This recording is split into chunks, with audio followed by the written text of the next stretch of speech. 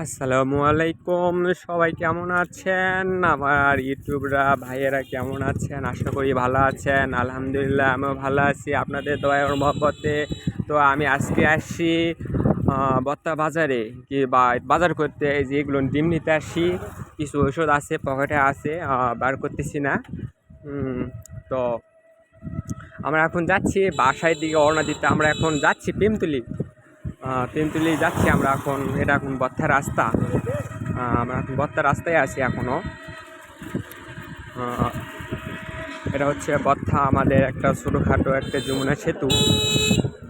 পাশে লক্ষ্মণপাড়া স্কুল আছে।